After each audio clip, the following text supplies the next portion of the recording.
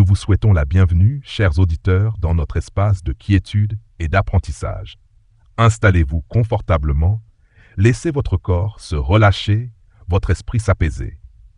L'histoire, ce fleuve tranquille qui traverse le temps, va doucement vous bercer. Ce soir, nous partons pour un voyage lointain sur des mers inconnues vers les origines d'une ère nouvelle, celle des grandes découvertes portugaises. Vous êtes sur le point de vous endormir et l'histoire se déroule à votre rythme, sans hâte, sans urgence. Fermez les yeux.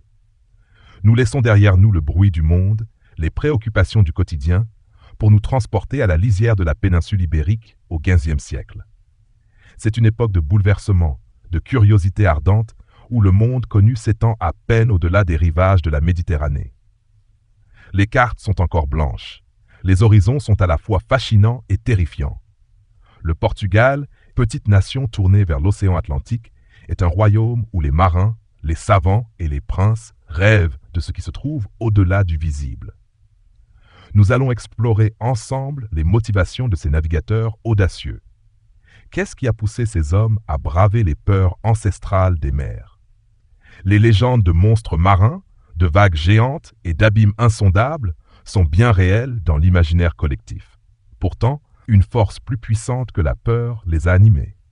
Il y a d'abord la soif de connaissance, un désir de prouver que la Terre n'est pas plate, de cartographier les continents, de comprendre les vents et les courants. Mais il y a aussi une quête plus concrète, plus matérielle, celle de l'or et surtout des épices. Imaginez un instant le Moyen-Âge européen. La nourriture est fade, le climat humide et froid. Le poivre, la cannelle, le clou de girofle ne sont pas seulement des condiments de luxe, ce sont des produits de conservation, des médicaments, des symboles de statut social. Ces épices précieuses arrivent en Europe par des routes terrestres contrôlées par des marchands arabes et vénitiens, ce qui rend leur prix exorbitant. Le Portugal, situé à l'écart de ces routes, ne peut que rêver d'un accès direct. C'est là que l'idée d'une route maritime vers l'Asie, contournant l'Afrique, commence à germer. Au-delà de l'économie, il y a la religion. La Reconquista, la reconquête de la péninsule ibérique sur les royaumes musulmans, a profondément marqué la culture portugaise. Les grands explorateurs sont aussi des chevaliers de la foi. Ils rêvent de trouver le mythique royaume du prêtre Jean, un monarque chrétien qui, selon la légende, régnerait quelque part en Afrique ou en Asie. L'idée est de s'allier à lui pour prendre les Ottomans et les autres puissances musulmanes en tenaille, à la fois militairement et commercialement. Notre récit commence avec une figure clé, le prince Henri le Navigateur. Il n'a jamais été un grand navigateur lui-même. Il n'a même pas beaucoup voyagé en mer. Mais il est le cerveau, le mécène, l'organisateur de cette aventure. Il a fondé une école de navigation à Sagres, une ville perchée sur une falaise balayée par les vents, à l'extrême sud du Portugal. C'est un endroit idéal pour contempler l'horizon. Là, il rassemble des astronomes, des cartographes, des constructeurs de navires et des marins de toute nationalité. Ils étudient les vents, perfectionnent les outils comme l'astrolabe et le compas, et surtout, ils créent un nouveau type de navire, la caravelle. Ce bateau, plus petit, plus rapide et avec des voiles triangulaires, est capable de naviguer contre le vent. C'est un chef-d'œuvre technologique pour l'époque. Alors que nous nous laissons porter par le son de la mer, nous sentons le doux balancement des navires, les vents qui se lèvent et les étoiles qui guident les marins. Notre voyage sera une immersion dans cet âge d'or de l'exploration, à travers des récits de courage, d'ingéniosité et de foi. Nous suivrons les premières tentatives pour contourner le cap Bojador, ce point de non-retour que les marins craignent tant. Nous verrons les premières îles atlantiques être découvertes. Puis, nous suivrons les marins audacieux qui s'aventurent toujours plus au sud, longeant les côtes d'Afrique, explorant les cultures et les peuples qu'ils rencontrent. L'histoire est un guide apaisant. L'histoire des grandes découvertes portugaises n'est pas une aventure de conquête. C'est aussi un conte sur la persévérance, sur la capacité à regarder l'horizon et à y voir, non pas la fin du monde, mais le début d'un nouveau. C'est un rappel que les plus grands voyages sont souvent ceux qui commencent dans la tête. Nous allons maintenant explorer, pas à pas, ce chemin. Fermez les yeux et laissez-vous transporter par l'odeur du sel et le cri des mouettes. Nous sommes au début du XVe siècle. Le Portugal, niché à l'extrémité occidentale de l'Europe, est un royaume tourné vers l'Atlantique.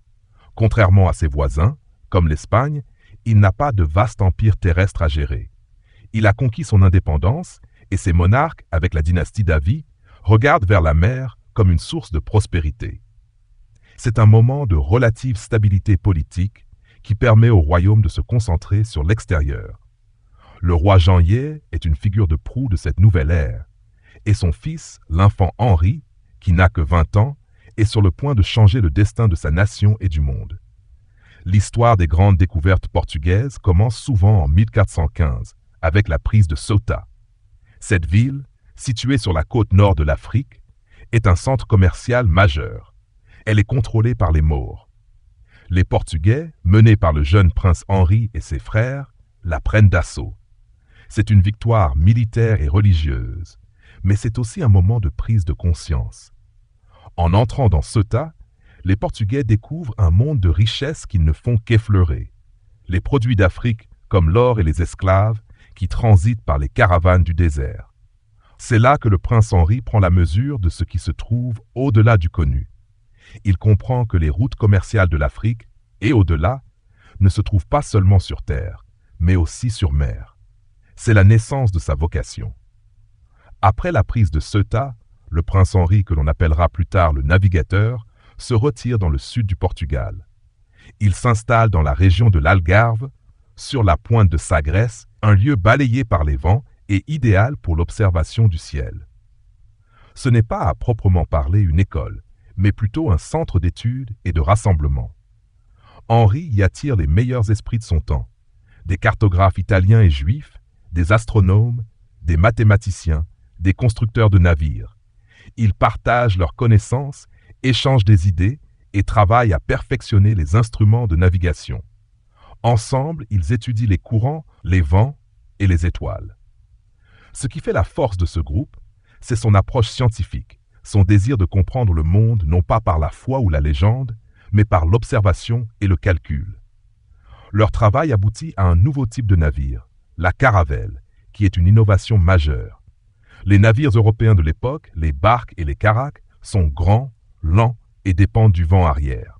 La caravelle est plus petite, plus maniable et surtout, elle est équipée de voiles triangulaires, appelées voiles latines, inspirées de navires de la Méditerranée. Ces voiles permettent aux navires de naviguer contre le vent, un exploit pour l'époque. C'est ce qui rendra les explorations au large de la côte africaine possibles. Le prince Henri a un objectif simple mais monumental, trouver une route maritime vers les richesses de l'Afrique et au-delà vers les Indes.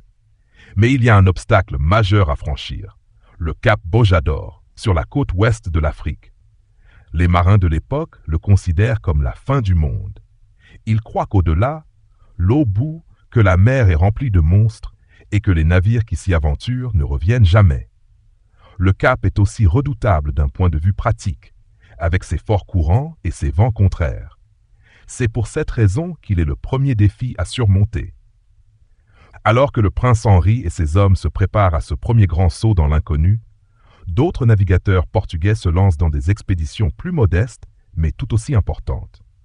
En 1418, João Gonçalves Zarco et Tristão Vaz Teixeira découvrent l'archipel de Madère. Madère est une île volcanique et riche, et les Portugais y plantent de la canne à sucre, une culture très lucrative.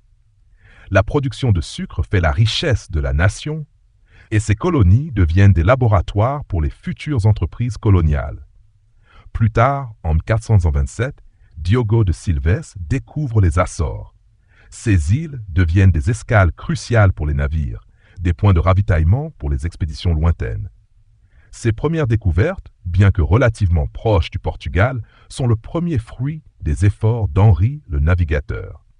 Elles sont le banc d'essai pour les nouvelles techniques de navigation et pour les caravelles. L'idée de l'exploration n'est plus une théorie, elle est une réalité. Et maintenant, alors que nous dérivons doucement sur l'océan Atlantique, nous sentons les vents qui soufflent de l'ouest, nous voyons les voiles des caravelles se gonfler. La peur du cap Bojador est encore présente dans les esprits, Mais l'espoir et l'ambition sont plus forts. Les premières pages de l'histoire des grandes découvertes portugaises sont écrites. Le calme de la nuit nous enveloppe. Laissez ces images s'adoucir et glisser vers le sommeil. Les vagues se calment, le vent se fait plus doux. Nous naviguons maintenant à l'approche d'un lieu mythique et redouté, le cap Bojador. Pour les marins du XIe siècle, ce cap, situé sur la côte du Sahara, est plus qu'une simple falaise. Il est une frontière psychologique, une ligne de démarcation entre le monde connu et l'abîme de l'inconnu. Le mot Bojador lui-même évoque des peurs profondes. Il vient de l'arabe et signifie le cap de la peur ou le cap du danger. Les navigateurs croient qu'au-delà de cette pointe, le soleil est si chaud qu'il transforme les hommes en charbon et les mers en bouillon, que des vents si puissants poussent les navires vers l'équateur sans espoir de retour. Des légendes de serpents de mer et de créatures monstrueuses ajoutent encore à la terreur. Pendant des années, les capitaines envoyés par le prince Henri le navigateur échouent les uns après les autres à franchir ce cap. Ils font demi-tour, vaincus non pas par le manque de courage, mais par la superstition et par les réalités maritimes de l'époque. Le courant y est fort et les vents, presque toujours contraires au retour, rendent la navigation extrêmement difficile pour les navires traditionnels. Pour retourner au Portugal, il fallait s'éloigner des côtes, une manœuvre terrifiante qui signifiait perdre de vue la terre, le seul point de repère. Le prince Henri, avec son approche scientifique, ne croit pas aux légendes, mais il comprend les difficultés. Il insiste, il encourage ses capitaines, il leur fournit les meilleures caravelles et les meilleurs instruments, mais la peur est tenace. En 1434, un jeune capitaine du nom de Gil Hans accepte de relever le défi. Il est l'un des lieutenants les plus loyaux du prince Henri et il a déjà échoué une fois. Pour sa deuxième tentative, il prend un risque audacieux. Au lieu de longer la côte, il navigue délibérément vers l'ouest, loin de la terre ferme. Pendant plusieurs jours, il ne voit que le ciel et l'eau. C'est ce qu'on appelle le volta do mar, une manœuvre révolutionnaire qui consiste à faire un grand arc de cercle dans l'océan pour contourner les vents contraires et les courants. C'est l'un des premiers exemples de cette stratégie qui deviendra la clé du succès des Portugais dans leur voyage lointain.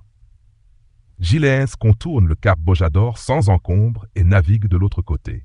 Il ne trouve pas de monstres, ne voit pas l'eau bouillir, il ne trouve que la mer et les rivages du désert. Il revient au Portugal avec des preuves vivantes que les légendes sont fausses.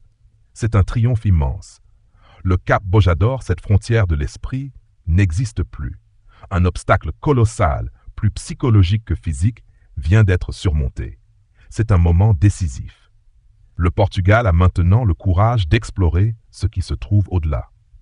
Après le succès de Gillies, les explorations se succèdent avec une confiance nouvelle. Les marins portugais continuent leur descente le long de la côte ouest de l'Afrique. En 1444, Diniz Dias atteint l'embouchure du fleuve Sénégal, une région fertile et habitée par de nouveaux peuples. C'est là que les Portugais commencent à s'intéresser au commerce de l'or et des esclaves. Ce commerce, même s'il est un aspect sombre de leur histoire, est une source de financement pour les expéditions futures. Les capitaines explorent la Guinée, la Sierra Leone et le long des côtes. Ils construisent des forts, des comptoirs de commerce qu'ils appellent des feitorias. Ce sont de petits postes avancés, de modestes forteresses destinées à protéger le commerce. L'un des plus importants est le fort d'Elmina, sur la côte du Ghana actuel, qui devient un centre d'échange vital pour l'or. Chaque nouvelle expédition cartographie la côte, étudie les vents et les courants et rapporte des informations précieuses. Les cartes portugaises deviennent de plus en plus précises. Les marins apprennent les cycles des moussons, la position des vents alizés et le fonctionnement des courants de l'Atlantique Sud. Ce savoir accumulé est la véritable richesse du Portugal. C'est une révolution de la connaissance. Au fil des ans, l'exploration devient une routine et la peur se transforme en une curiosité méthodique. La sagesse remplace la superstition et la science remplace le mythe. Laissez ces images de voiles gonflées et d'horizons lointains s'installer dans votre esprit. Nous glissons doucement le long des côtes africaines, au gré des découvertes et des connaissances qui s'accumulent. Le passé s'apaise et vous pouvez vous abandonner au calme de la nuit. Le sommeil vous appelle. Alors que nous dérivons doucement, le vent nous pousse vers le sud. Nous sommes maintenant dans la seconde moitié du XVe siècle. La mort du prince Henri le Navigateur en 1460 n'a pas mis fin à la quête. Au contraire, le savoir accumulé, les cartes de plus en plus précises, et l'ambition d'une nation entière continuent de porter le mouvement en avant. Les marins s'aventurent toujours plus loin le long des côtes de l'Afrique, traversant l'équateur, et n'a un exploit qu'on croyait impossible. Ils découvrent le royaume du Congo et les richesses de la côte ouest. La quête est plus que jamais une course contre la montre. Les Portugais veulent être les premiers à trouver la route des Indes par la mer pour briser le monopole des Vénitiens et des Arabes sur le commerce des épices. Mais il y a un obstacle final, un obstacle qui est à la fois géographique et psychologique. Le sud de l'Afrique. La côte semble s'étendre à l'infini. Il faut absolument trouver une fin à ce continent pour pouvoir le contourner. Le roi Jean II, le monarque qui succède au règne de son père, est un visionnaire. Il est un adepte de la science et de la stratégie. Il est obsédé par l'idée de trouver ce passage. Il envoie de nombreuses expéditions et en 1487, il confie une mission à un capitaine expérimenté, Bartholomew Dias. Son ordre est clair. Il doit naviguer jusqu'à l'extrême sud de l'Afrique et y trouver la route vers l'est. Bartholomew Dias part de Lisbonne en août 1487 avec 2 caravelles et un navire de ravitaillement. Après avoir longé les côtes de l'Afrique de l'Ouest, il est pris dans une tempête colossale qui dure 13 jours. C'est un moment de terreur intense pour l'équipage qui craint de se perdre dans l'immensité de l'océan. Mais la tempête a un effet inattendu. Elle pousse les navires vers le sud, très loin des côtes. Quand la tempête se calme enfin, Dias et son équipage naviguent vers l'est pour retrouver la côte africaine, pensant qu'ils sont encore sur la partie ouest du continent. Mais la terre qu'ils trouvent s'étend maintenant du nord au sud et non de l'est à l'ouest. Ils ont, sans le savoir, contourné la pointe de l'Afrique. Ils naviguent un peu plus loin, jusqu'à une baie qu'ils appellent la baie de l'Infant. L'équipage, fatigué et effrayé, le supplie de faire demi-tour. Les provisions sont limitées et ils ont atteint une latitude plus au sud que tous les Européens avant eux. Avec le cœur lourd, Dias accepte de rentrer au Portugal. Mais il sait ce qu'il a accompli. Sur le chemin du retour, il longe de nouveau la pointe du continent et la nomme le Cap des Tempêtes, en mémoire de la tempête qui l'a propulsé au-delà de ce point. Quand il retourne à Lisbonne en 1488, il rencontre le roi Jean II. Ce dernier, avec une vision prophétique, renomme le cap. Il devient le Cap de Bonne-Espérance. Le nom est un message de foi et d'espoir. C'est l'espoir d'une route vers l'Inde, un espoir qui est maintenant une certitude. La découverte de Bartholomew Dias est un triomphe immense, mais il a aussi une conséquence inattendue. Juste après son retour, un certain Christophe Colomb, un navigateur génois, se présente au Portugal pour proposer une idée folle, celle d'atteindre les Indes en naviguant directement vers l'ouest à travers l'océan Atlantique. Le roi Jean II, fort de la découverte de Dias, refuse. Il sait que la route de l'Afrique est la bonne. Il sait qu'il n'a plus qu'à la parcourir jusqu'au bout. Il ne veut pas risquer les vies et les ressources dans une aventure aussi incertaine que celle de Colombe, qui se tournera vers l'Espagne. Le voyage de Bartholomew Dias n'a pas été une quête de gloire personnelle. C'est le triomphe de la persévérance, d'une vision et d'une stratégie qui se sont développées sur des décennies. La quête de la route des Indes n'est plus une légende. Elle est un plan, une réalité à portée de main. Alors que nous nous laissons bercer par les douces vagues, nous nous imaginons à bord du navire de Bartholomew Dias, à la fois épuisé et exalté. Le sommeil vous prend, les images s'estompent doucement. Le chemin est maintenant tracé. La découverte du Cap de Bonne-Espérance a ouvert la voie. Il ne reste plus qu'à un homme de faire le dernier pas, celui qui achèvera la quête de toute une nation. Mais les années passent. Le roi Jean II meurt et son successeur, Manuel Hier, prend la relève. C'est un monarque ambitieux et il est déterminé à capitaliser sur les efforts de ses prédécesseurs. Il sait que la route de l'or et des épices est là, à portée de main. En 1497, il confie la mission finale à un noble portugais au caractère tenace et à la réputation de navigateur chevronné, Vasco de Gama. La mission est titanesque. Il doit prendre la suite de Bartolomeu Dias, contourner l'Afrique et atteindre l'Inde. Pour la première fois, le Portugal ne cherche pas seulement à explorer, mais à relier l'Europe à l'Asie par la mer, et ainsi à couper les routes terrestres contrôlées par les marchands arabes et vénitiens. Le monde est sur le point de changer de face. Vasco de Gama part de Lisbonne en juillet 1497 avec une petite flotte de 4 navires, 2 navires ronds, la São Gabriel et la São Rafael, une caravelle, la Berrio, et un navire de ravitaillement. C'est un équipage restreint d'environ 170 hommes pour une mission aussi audacieuse. La navigation n'est pas aisée.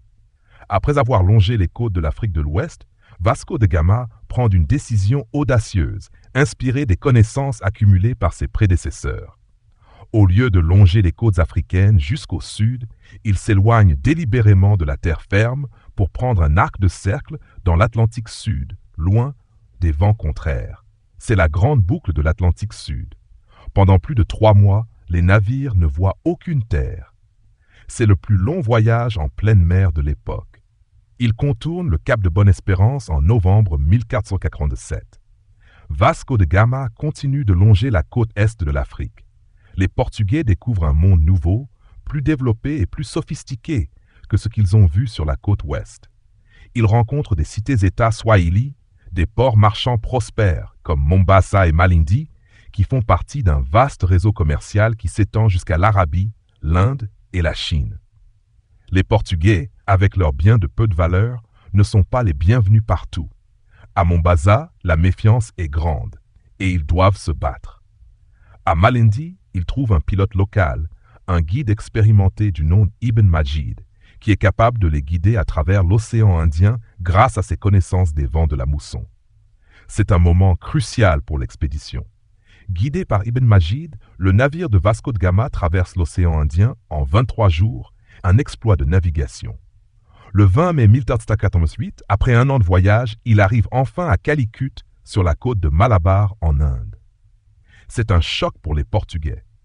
Ils s'attendent à trouver un royaume simple, mais ils découvrent une ville immense et prospère, avec des marchés remplis de soie, de pierres précieuses et bien sûr d'épices comme le poivre, le gingembre et la cannelle. Le roi de Calicut, le Samorin, n'est pas impressionné par les cadeaux qu'ils ont apportés, mais il est intéressé par la possibilité de commerce. Les marchands arabes, qui contrôlent le commerce des épices dans la région, sont beaucoup moins accueillants. Ils voient en ces nouveaux arrivants une menace directe. Le voyage de retour est difficile. Les maladies, comme le scorbut, font des ravages dans l'équipage et les vents contraires ralentissent le voyage. Quand Vasco de Gama retourne à Lisbonne en 1499, il n'a plus que 2 navires et une 50aine d'hommes, mais il ramène une cargaison d'épices précieuses et il a surtout accompli sa mission.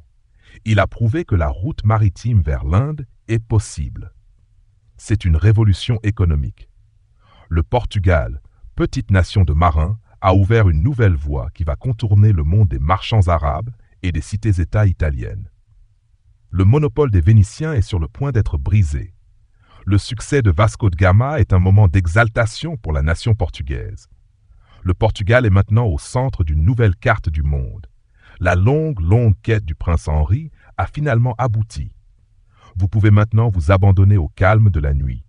Le sommeil vous prend. Les images de ces navires lointains s'estompent doucement. Après le retour triomphal de Vasco de Gama, le Portugal ne perd pas de temps. La route vers les épices est ouverte, mais elle n'est pas encore sécurisée. Le roi Manuel est déterminé à faire de cet accès une source de richesse permanente pour son royaume. Il ne veut pas seulement commercer, il veut dominer. C'est la naissance de l'Estado da Índia, l'empire portugais des Indes. En 1500, une immense flotte de 13 navires part de Lisbonne, menée par Pedro Álvares Cabral. Sa mission est de suivre la route de Vasco de Gama, d'établir des relations commerciales et de prendre le contrôle de l'océan Indien. Mais au lieu de suivre le chemin de son prédécesseur, Cabral navigue encore plus à l'ouest. Les vents l'entraînent vers une terre inconnue, une terre qu'il baptise Veracruz. c'est le Brésil. Il y reste peu de temps, mais il prend possession de cette nouvelle terre au nom du roi du Portugal. C'est une découverte inattendue qui va plus tard devenir une partie cruciale de l'Empire portugais. Cabral poursuit sa route vers l'Inde. Quand il arrive à Calicut, il ne trouve pas d'amis, mais des ennemis. Les marchands arabes, voyant leur monopole menacé, incitent le souverain de la ville à les attaquer. Un massacre s'ensuit. Cabral riposte en bombardant la ville et en brûlant les navires arabes. Cet événement montre que le Portugal ne vient pas seulement pour commercer, mais pour imposer son pouvoir par la force. Le vrai architecte de cet empire maritime est Afonso de Albuquerque, un grand général et administrateur que l'on surnomme le César de l'Est. Il est envoyé en Inde en 1509 avec une vision simple et brutale, contrôler les points stratégiques de l'océan Indien. Pour lui, le contrôle du commerce ne passe pas par la possession de vastes territoires, mais par la maîtrise des points de passage clés, comme des détroits et des ports. Il met en place une stratégie brillante, souvent violente, mais terriblement efficace. Il prend Goa en Inde en 1510, qui devient la capitale de l'Estado da Índia. Il prend ensuite le détroit de Malacca en 1511, qui contrôle la route maritime de l'Asie du Sud-Est vers la Chine et le Japon. Finalement, en 1515, il prend le contrôle d'Ormuz, un port sur le détroit d'Ormuz qui contrôle l'entrée du golfe Persique.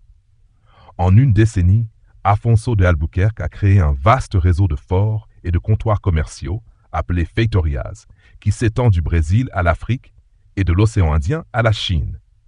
Le Portugal ne cherche pas à conquérir de grands empires sur la terre ferme. Sa force est sur la mer.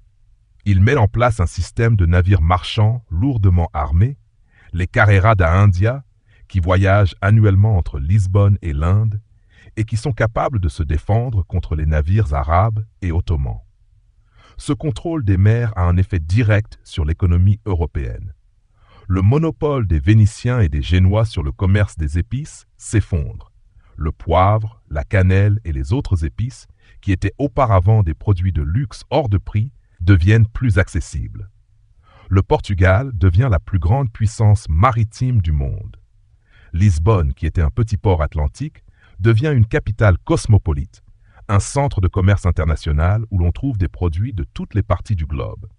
L'or de l'Afrique et les épices de l'Inde affluent vers l'Europe, et le Portugal se retrouve au cœur d'une nouvelle économie monde.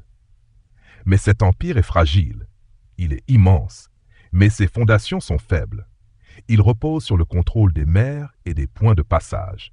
Il est vulnérable aux attaques de ses rivaux et ses ressources humaines sont limitées. Les marins qui partent ne reviennent pas tous. Les maladies, les naufrages et les batailles font des ravages. Le Portugal, petite nation de marins, se surexploite pour maintenir son empire. L'ascension fulgurante du Portugal est un rappel que la puissance ne se mesure pas toujours à la taille. Le calme de la nuit est là pour nous accueillir. Nous nous laissons porter par les vagues sur un océan rempli d'histoire. Le sommeil vous attend. Alors que l'empire portugais s'étend sur les mers, sa réussite attire l'attention et la jalousie des autres puissances européennes. Le monde est grand, mais les routes maritimes sont limitées. Les rivalités avec l'Espagne, l'Angleterre et plus tard les Provinces-Unies, les Pays-Bas, deviennent de plus en plus intenses. Le Portugal doit défendre son empire et son monopole par tous les moyens, sur mer comme sur terre. Le premier grand défi vient de l'Espagne. En 1484, le pape Alexandre VI intervient pour éviter un conflit ouvert entre les deux puissances ibériques.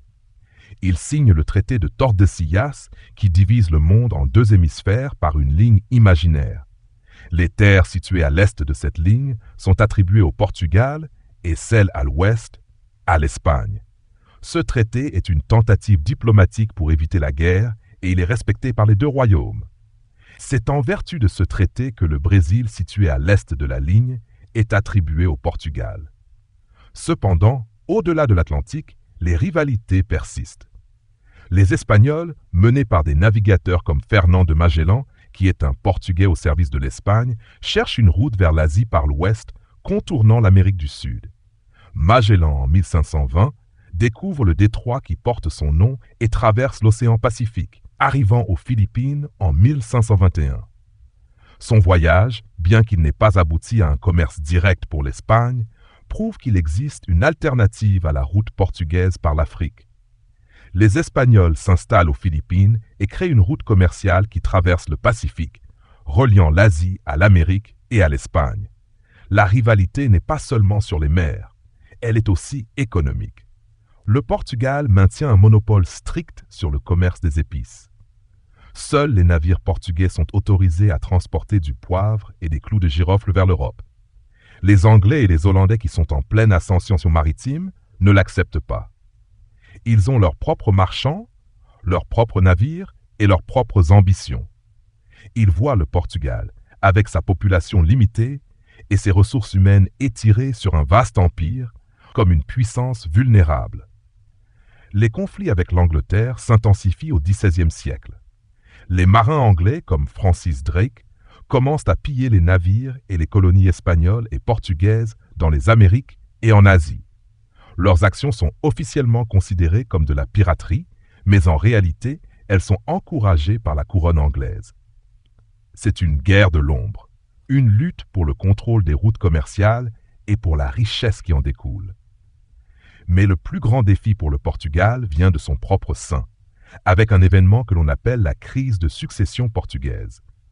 En 1568, le roi Sébastien Ier, un jeune monarque sans héritier, meurt lors d'une bataille au Maroc. La dynastie David s'éteint. 2 ans plus tard, en 1580, le roi Philippe II d'Espagne, qui est aussi l'oncle de Sébastien, annexe le Portugal. C'est la fin de l'indépendance du royaume.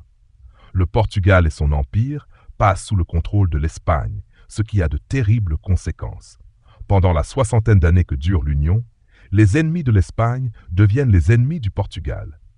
Les Hollandais et les Anglais, qui sont en guerre contre l'Espagne, attaquent sans relâche les colonies portugaises en Asie, en Afrique et au Brésil. L'Empire portugais, déjà étiré à son maximum, est incapable de se défendre. Les Hollandais prennent le contrôle du commerce des épices en Indonésie, s'emparent de comptoirs au Sri Lanka et deviennent la nouvelle puissance dominante de l'océan Indien. L'Angleterre, de son côté, s'implante en Amérique du Nord et commence à construire son propre empire.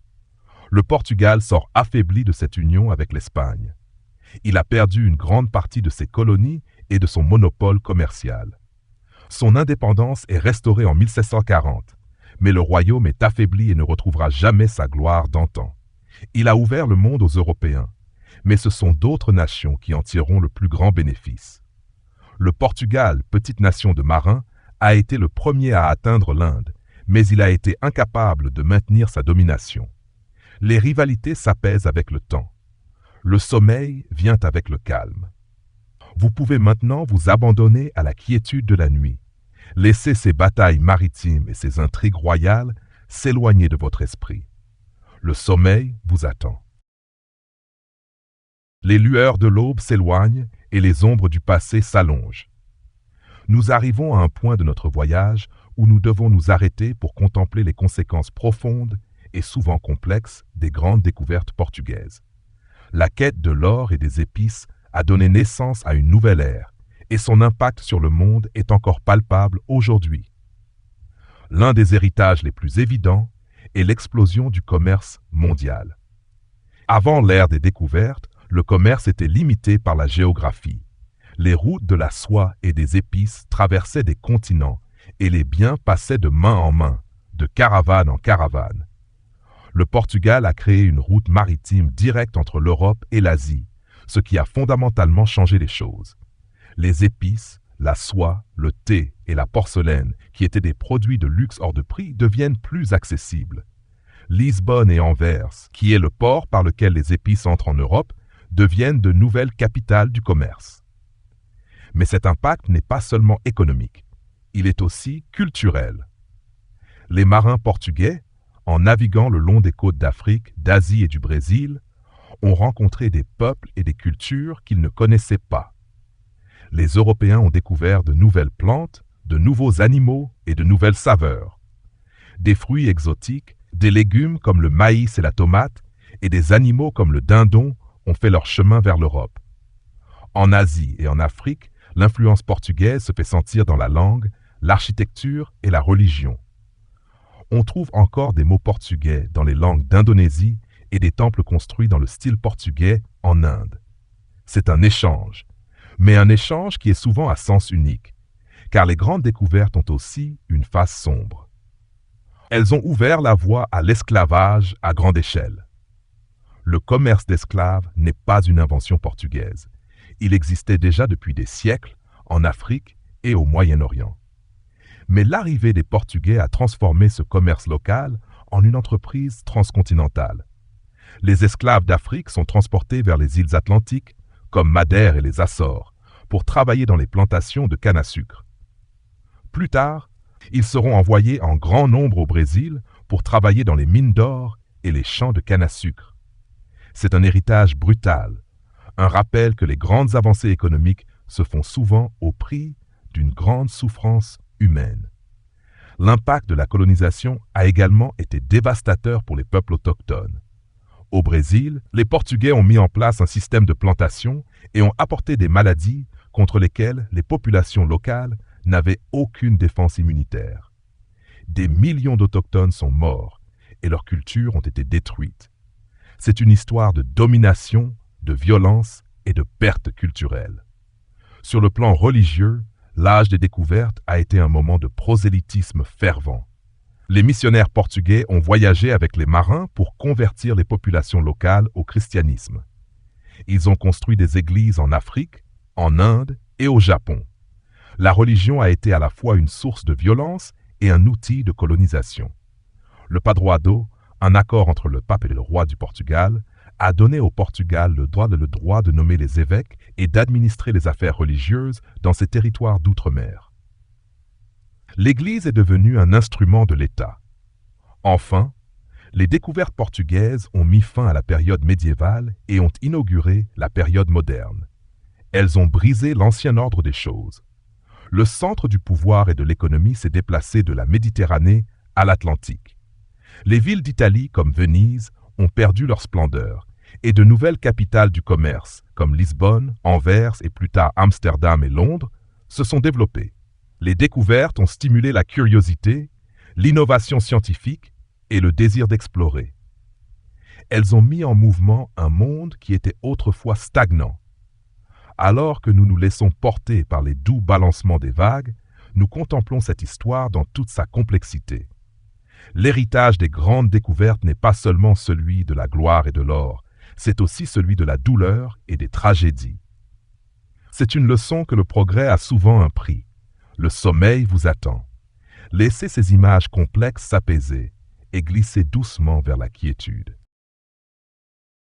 Le silence s'approfondit. Nous sommes au XVIIe siècle, une époque de lente érosion pour la puissance portugaise. Après l'union avec l'Espagne, le royaume a reconquis son indépendance en 1640. Mais l'âge d'or des découvertes et de l'hégémonie maritime est terminé. Les Hollandais, les Anglais et les Français sont les nouvelles puissances maritimes et le Portugal se retrouve marginalisé dans l'économie monde qu'il a lui-même créée. Plusieurs facteurs expliquent ce déclin progressif. Le premier est d'ordre démographique. Le Portugal est une petite nation avec une population d'environ 1 million d'habitants au XVIe siècle. Le nombre d'hommes nécessaires pour armer une flotte, gérer un vaste empire et coloniser des territoires lointains est tout simplement trop grand. Les pertes en mer, les maladies et les morts au combat font des ravages. La saignée humaine est insoutenable sur le long terme. Le royaume, pour maintenir son emprise, doit compter sur d'autres nations comme l'Espagne, ce qui a mené à l'annexion. Le deuxième facteur est économique. Le Portugal a basé sa richesse sur le monopole d'État des épices et de l'or. La Casa da Índia, l'office du commerce royal, contrôlait tous les échanges.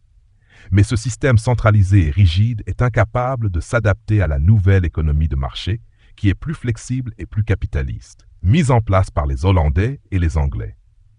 Les compagnies privées, comme la Compagnie néerlandaise des Indes orientales, sont plus efficaces et plus dynamiques. Elles sont capables de mobiliser des capitaux privés, d'innover dans leur modèle de commerce et de mieux gérer leurs risques. Le Portugal, avec son système archaïque, ne peut pas rivaliser. La corruption, qui a toujours été un problème, s'aggrave. Le troisième facteur est militaire. Le Portugal a été un pionnier de la navigation océanique, mais d'autres nations ont rapidement copié ces technologies, comme la caravelle. Les Hollandais, en particulier, ont développé des navires plus rapides et plus maniables, comme les Fluits, qui sont des navires de commerce conçus pour transporter de grandes cargaisons à moindre coût. L'Angleterre a développé une marine de guerre plus puissante. Les armées portugaises sont incapables de défendre un empire aussi vaste. Les Hollandais s'emparent de la plupart des comptoirs portugais en Asie et le Brésil est la seule grande colonie qui reste fermement sous le contrôle de Lisbonne. Le commerce du sucre et, plus tard, l'or et les diamants du Brésil deviennent les principales sources de richesse du Portugal, reléguant le commerce des épices à un second plan. Le déclin est aussi psychologique. Le Portugal, qui était à la pointe de l'exploration, devient une puissance conservatrice, s'accrochant à son passé glorieux. L'innovation scientifique s'estompe et le royaume se replie sur lui-même. La richesse du Brésil ne stimule pas l'industrie nationale. Elle est utilisée pour financer la cour royale et les dépenses de l'État. C'est l'âge de l'or brésilien qui masque le déclin structurel de la nation portugaise. En 1755, le grand tremblement de terre de Lisbonne porte un coup fatal. La catastrophe détruit la majeure partie de la ville et tue des dizaines de milliers de personnes. Elle symbolise la fin de l'âge d'or du Portugal et la fragilité de son empire. Le Portugal, après cet événement, doit se reconstruire. Il le fera sous l'impulsion du marquis de Pombal, qui met en place des réformes pour moderniser l'économie et l'administration, mais la grandeur passée est perdue. L'histoire du déclin du Portugal est une leçon sur la nature des empires. Un empire, comme toute chose, a un cycle de vie. Il naît, il grandit, il atteint son apogée, puis il décline. Le Portugal a ouvert la voie, il a créé la carte du monde, mais il a été incapable de maintenir sa domination face à des rivaux plus jeunes et plus dynamiques. Il est devenu une puissance coloniale, mais il n'est plus la puissance maritime dominante qu'il était. Le calme de la nuit est là pour nous accueillir. Laissons ces images de déclin et de perte s'estomper. La quiétude du sommeil vous attend. Laissez-vous porter doucement. Alors que nous nous laissons porter par les douces vagues du temps, nous arrivons au terme de notre voyage. Le Portugal, petite nation de navigateurs audacieux, n'est plus une puissance dominante, mais l'héritage de ses découvertes est toujours présent. Il a changé la face du monde d'une manière qui perdure encore aujourd'hui, bien au-delà des batailles, des empires éphémères et de l'âge d'or des épices. Laissons les images de ce passé s'adoucir pour ne garder que les leçons et les traces qui subsistent. Le premier héritage, et sans doute le plus important, est la première globalisation.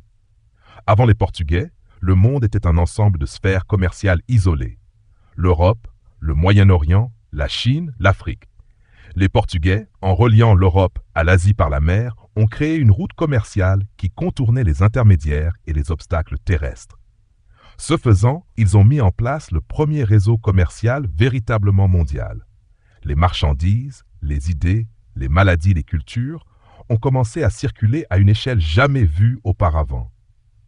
L'océan Atlantique, autrefois une barrière redoutable, est devenu une autoroute du commerce. Ce processus de connexion globale, souvent brutal, est le précurseur du monde dans lequel nous vivons aujourd'hui. Un monde où les frontières sont, du moins en théorie, de plus en plus poreuses. L'héritage scientifique est tout aussi profond. L'école de Sagres du prince Henri n'était pas un mythe, c'était une réalité. Elle était la preuve qu'une approche scientifique pouvait vaincre la superstition et les légendes. Les Portugais ont perfectionné des instruments de navigation comme l'astrolabe, le sextant et le compas magnétique, les rendant plus précis et plus fiables. Ils ont cartographié les étoiles de l'hémisphère sud que les marins européens ne connaissaient pas et ont découvert la volta do mar, une technique de navigation essentielle. Toutes ces innovations n'étaient pas seulement des outils pour la navigation, elles étaient une nouvelle façon de penser le monde. Elles ont ouvert la voie à l'esprit d'investigation de la Renaissance et ont posé les fondations de la révolution scientifique du siècle suivant. L'héritage culturel est visible dans la langue. Le portugais est aujourd'hui parlé par plus de 250 millions de personnes à travers le monde, principalement au Brésil, mais aussi en Angola, au Mozambique et dans de petites communautés en Inde et en Asie du Sud-Est. C'est le reflet d'un empire qui a laissé une marque durable. Le fado, ce chant mélancolique si typique du Portugal, évoque souvent la saudade, un sentiment de nostalgie pour les grandes aventures maritimes du passé. C'est un rappel que la gloire et la perte sont intimement liées. Sur le plan social, le Portugal a été le premier empire européen moderne. Il a développé un modèle de colonisation basé sur le commerce et le contrôle de points stratégiques, plutôt que sur la conquête de vastes territoires. Ce modèle, qui a été copié et perfectionné par les Hollandais et les Anglais, est une des caractéristiques du colonialisme européen. C'est un héritage complexe, qui a eu des conséquences à la fois positives et négatives pour les peuples colonisés. Le Portugal d'aujourd'hui, tourné vers l'Europe, a une relation particulière avec son passé. Les grands explorateurs sont des héros nationaux. Le monument aux découvertes à Lisbonne, un navire de pierre géant, rend hommage aux marins, aux missionnaires et aux monarques qui ont façonné cette histoire. C'est une mémoire vivante, un rappel que la nation a été, pendant un siècle, au centre du monde. C'est aussi une mémoire qui a son lot de controverses, car l'histoire des découvertes est aussi celle de l'esclavage et de la violence.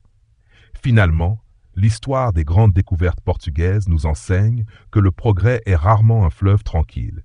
C'est un mouvement fait d'audace, de vision, mais aussi d'erreurs, de tragédie et de violence. Le Portugal nous a montré qu'une petite nation peut changer le cours de l'histoire, que l'ingéniosité et la persévérance peuvent surmonter la peur et les légendes. Il a ouvert la voie et d'autres ont suivi. Et maintenant, notre voyage est terminé. Les vagues se retirent, la lumière de la lune se fait plus douce. L'histoire, comme la nuit, a ses ombres et ses lumières. Laissons ces récits s'éloigner de notre esprit. Le calme vous attend. Il n'y a plus rien à faire, juste s'abandonner au sommeil. Doux rêve.